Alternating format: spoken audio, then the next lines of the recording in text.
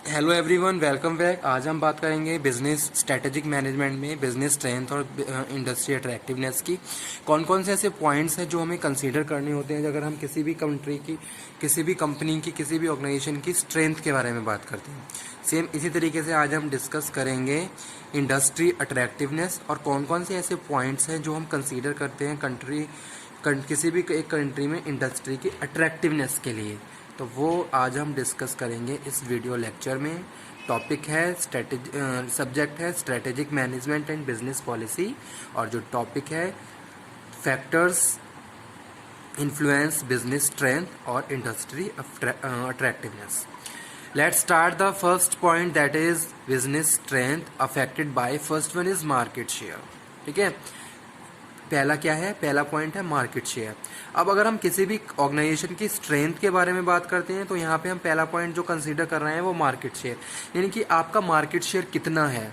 ठीक है, जित उस हिसाब से आप अपनी बिजनेस की स्ट्रेंथ को आइडेंटिफाई कर सकते हो। अगर आपका मार्केट शेयर काफ़ी अच्छा है तो यानी इट मीन्स कि आपकी स्ट्रेंथ बहुत ज़्यादा अच्छी है, पावरफुल आप स्ट्रेंथ में आप चल रहे हो। ठीक है, उस केस में आप क्या है, आप इन्वेस्टमेंट अच्छे से अच्छे कई अलग एरिया में भी इन्वेस्टमेंट करोगे तो आपको वहाँ पे बेनिफिट गेन होगा। तो वो यहाँ पे हम बात कर रहे हैं। तो business strength affected by first one is market share. आपका मार्केट शेयर कितना है, ये चीज़ आपको प्रॉपरली वहाँ पे एनालिसिस करनी होगी। सेकंड वन क्या है? प्रोडक्शन कैपेसिटी, यानी कि आपकी प्रोडक्शन कैपेसिटी कितनी है, कितने एफिशिएंसी और इफेक्टिवनेस के साथ आप प्रोडक्शन कर रहे हो। ठीक है, वो यहाँ पे हम बात कर रहे हैं। तो उस चीज़ में आपकी कितनी स्ट्रेंथ है। जैसे सपोज किसी भी एक ऑर्गेनाइजेशन की बात करें तो उसके पास कितने कितने इफेक्टिव इनपुट्स अवेलेबल हैं। ठीक है, और कितनी एफिशिएंसी और इफेक्टिवनेस के साथ वो प्रोडक्शन कर रहे हैं। तो वो हम बात कर रहे हैं प्रोडक्शन कैपेसिटी। ठीक है, और कितना क्वालिटेटिव और कितनी क्वांटिटी आप प्रोड्यूस कर पा रहे हो, तो वो यहाँ पे हम बात कर रहे हैं। नेक्स्ट है प्रोडक्शन एफिशिएंसी, कितनी आपकी प्रोडक्शन एफिशिएंसी है, कितनी प्रोडक्ट लाइन में आप डील कर रहे हो और एक साथ आप कितनी चीज़ों में को प्रोड्यूस कर पा रहे हो, तो वो यहाँ पे हम बात कर रहे हैं। उसके बाद जो नेक्स्ट पॉइंट है वो हम डिस्कस कर रहे हैं प्रोडक्शन लोकेशन। जी हाँ, प्रोडक्शन लोकेशन मीन्स टू से आपकी प्रोडक्शन कहाँ, किस तरीके से आपकी फर्म सिचुएटेड है और अवेलेबिलिटी और रिसोर्सेज कितनी पॉसिबल है, किस तरीके से आपके वेंडर और सप्लायर आप तक माल पहुंचा रहे हैं। तो वो यहाँ पे हम बात कर रहे हैं, वो भी हमारी एज अ बिजनेस स्ट्रेंथ में काउंट होती है। ठीक है, तो वो यहाँ पे हम बात कर रहे हैं। नेक्स्ट है सेल्स ऑर्गेनाइजेशन। जी हाँ, सेल्स मार्केट में आप कितनी स्ट्रांगली डिमांड क्रिएट कर पा रहे हो और उस डिमांड के साथ सप्लाई आप कर रहे हो। तो कहीं ना कहीं ये सारे पॉइंट्स, तो यहाँ पे हम बात कर रहे हैं बिजनेस स्ट्रेंथ के बारे में। ठीक है, तो ये कुछ मेन पॉइंट्स हैं जो हम इसके हिसाब से अपनी बिजनेस स्ट्रेंथ को मेज़र कर सकते हैं। मार्केट शेयर, आपका कितना मार्केट शेयर है, आपका प्रोडक्ट कितना मार्केट शेयर कैप्चर करे हुए हैं, तो वो यहाँ पे हम बात कर रहे हैं।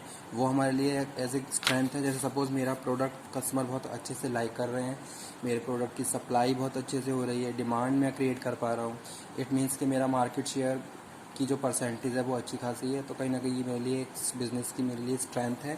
अगर मैं किसी और प्रोडक्ट लाइन में भी अगर डील करना चाहूँ तो मेरे कस्टमर मुझको बहुत इजीली एक्सेप्ट कर लेंगे और मेरे प्रोडक्ट को परचेज कर लेंगे। ठीक है, प्रोडक्शन कैपेसिटी आपकी कितनी है, प्लांट आपका लेआउट, आप कितनी यूनिट्स प्रोड्यूस कर पा रहे हो, तो वो यहाँ पे हम बात कर रहे हैं। कितनी एफिशिएंसी के साथ आप प्रोडक्शन कर रहे हो, कितना क्वालिटेटिव और कितनी क्वांटिटी आप प्रोड्यूस कर पा रहे हो। ठीक है, आप अबाउट द टेक्नोलॉजी जो भी आज के टाइम में है, कितनी क्वालिटेटिव्स और या फिर कितनी टेक्निकल्स की बात करें। जैसे सपोज आपके पास मशीनरीज, कितनी अच्छी मशीनरीज हैं, आज की टेक्नोलॉजी के हिसाब से आप बहुत एफिशिएंसी के साथ प्रोडक्शन कर रहे हो। और सेल्स ऑर्गेनाइजेशन, तो ये हमारी बिजनेस स्ट्रेंथ के पॉइंट्स हैं जो हम मेज़र करते हैं। ठीक है, और सेकंड अगर हम बात करें इंडस्ट्री अट्रैक्टिवनेस, तो मार्केट साइज़ अगर इंडस्ट्री अट्रैक्टिवनेस की बात कर रहे हैं तो ये पॉइंट्स हैं जो उसको इन्फ्लुएंस करते हैं इंडस्ट्री अट्रैक्टिवनेस को। पहला पॉइंट है मार्केट साइज़, आपका मार्केट साइज़ कितना है। ठीक है, किस किस एरिया में आपके कस्टमर फैले हुए हैं, कहाँ कहाँ आप प्रॉपरली अपने गुड्स सेल कर रहे हो, तो वो यहाँ पे हम बात कर रहे हैं मार्केट साइज़ के बारे में। ठीक है, जैसे कुछ गुड्स ऐसे होते हैं जो अर्बन और रूरल एरिया दोनों में हमारे मार्केट फैला होता है। तो वो है यहाँ पे हम बात कर रहे हैं इंडस्ट्री अट्रैक्टिवनेस में। First one is market size, second one क्या है, प्रोजेक्टेड मार्केट ग्रोथ। ठीक है, प्रोजेक्टेड मार्केट ग्रोथ, आपकी मार्केट ग्रोथ कितनी है, यानी कि अगर आप कोई नया प्रोडक्ट मार्केट में लेके आ रहे हो तो वो कितनी स्ट्रांगली और कितने कम टाइम में ग्रो कर पा रहा है। टेक्निकल रिक्वायरमेंट्स आपके पास कितनी है, इकोनॉमीज ऑफ स्केल कितना आप प्रोडक्शन कर रहे हो, इंडस्ट्री प्रॉफिटेबल और कंपटीशन। ठीक है, तो ये सारे पॉइंट्स क्या हैं इंडस्ट्री अट्रैक्टिवनेस के। जैसे कि कंपटीशन, अगर हम कंपटीशन की बात करें तो आप कितनी स्ट्रांगली कॉम्पिटिटर्स को compete कर पा रहे हो, कि आपकी जो बिजनेस प्लानिंग है, जो भी आपकी स्ट्रेटजी है, कितनी दूसरों से डिफरेंशिएट है। ठीक है, और कितने स्ट्रांगली आप अपनी स्ट्रेटजी के हिसाब से काम करते हुए अपने गोल्स का, ऑब्जेक्टिव्स को अचीव कर रहे हैं।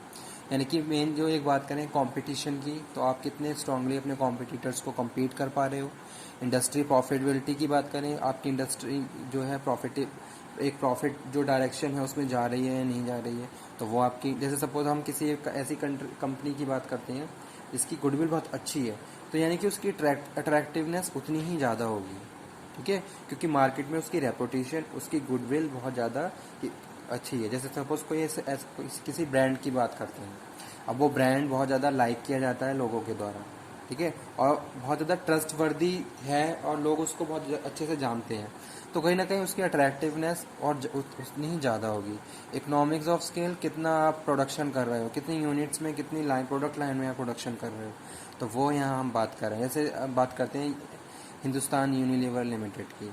ठीक है, तो उसकी इंडस्ट्री अट्रैक्टिवनेस कितनी ज़्यादा होगी वो हम बात कर सकते हैं उसके इकोनॉमिक्स ऑफ स्केल्स के हिसाब से, कि उसका कितना अलग अलग प्रोडक्ट लाइन में डीलिंग चल रहा है। टेक्निकल रिक्वायरमेंट्स आप कितनी पूरी कर पा रहे हो अपनी। ठीक है, जो भी आज के टाइम में जैसे जैसे इनोवेशन आता जा रहा है, वैसे वैसे अपने आप को मॉडिफाई और चेंज करते जाते हो। ठीक है, मार्केट में कस्टमर को जैसा भी प्रोडक्ट चाहिए आप उस हिसाब से उसको प्रोडक्ट अवेलेबल करवा रहे हो।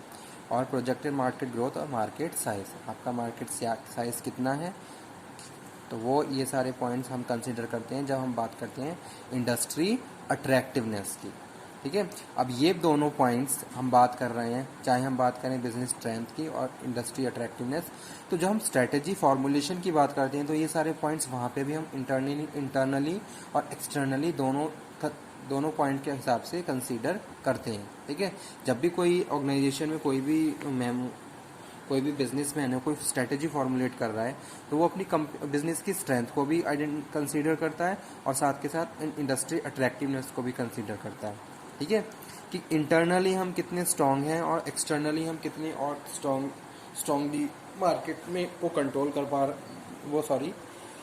कॉम्पिटिटर के साथ मिलके काम कर पा रहे हैं, और इंटरनली कितने हम अपनी जो भी हमारे इंटरनल एनवायरनमेंट है उसको प्रॉपरली कंट्रोल कर पा रहे हैं। ठीक है, तो बिजनेस स्ट्रेंथ की बात कर रहे हैं और इंडस्ट्री अट्रैक्टिवनेस की बात कर रहे हैं।